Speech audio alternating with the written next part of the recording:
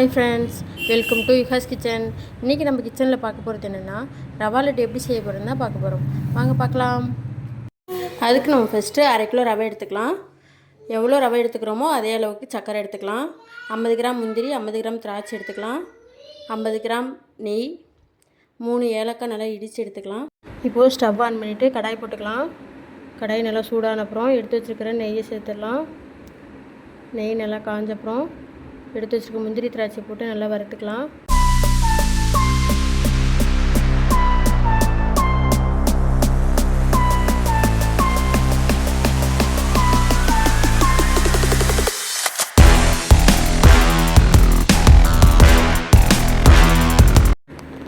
முந்திரி திராட்சையை நல்லா வறுத்தாச்சு.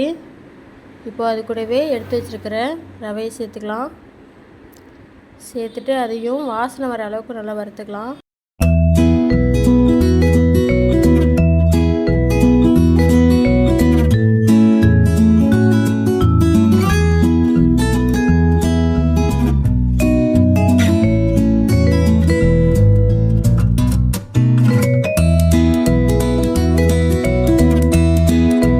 ரவையை வாசனை வர அளவுக்கு நல்லா வறுத்தாச்சு.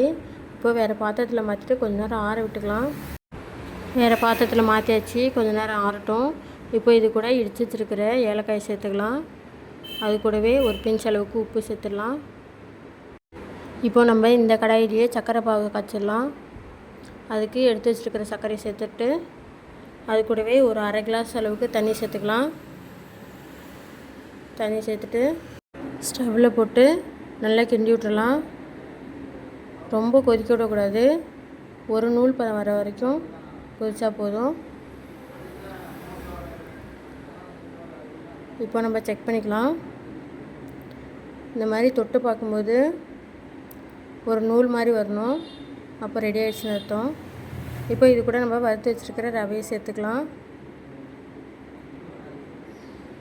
சேர்த்துட்டு நல்லா கிண்டிக்கலாம். ஸ்டவ்லேயே வச்சுட்டு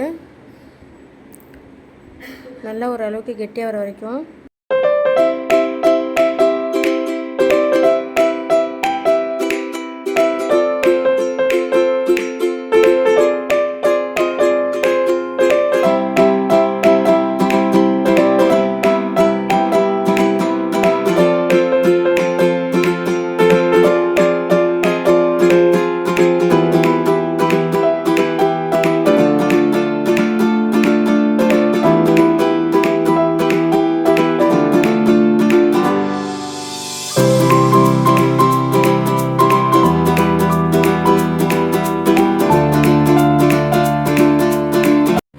இப்போது எல்லாம் மிக்ஸ் ஆகிற அளவுக்கு நல்லா கிண்டியாச்சு.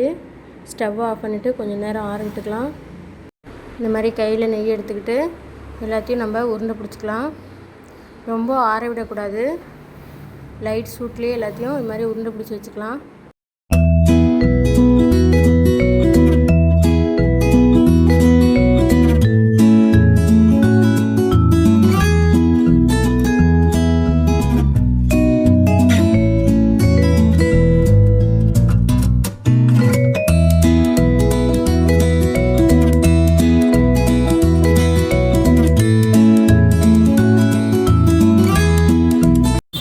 ரவா லட்டு ரெடி. நீங்களும் ட்ரை பண்ணி பார்த்துட்டு எப்படி இருந்துச்சுன்னு கமெண்ட்னு சொல்லுங்கள். உங்களுக்கு இந்த வீடியோ பிடிச்சதுன்னா லைக் பண்ணுங்கள், மற்றவங்களுக்கும் ஷேர் பண்ணுங்கள். அடுத்தடுத்த வீடியோ பார்க்க விரும்புனீங்கன்னா என்னோடய சேனலை சப்ஸ்கிரைப் பண்ணுங்கள். Ta ta, bye bye, see you.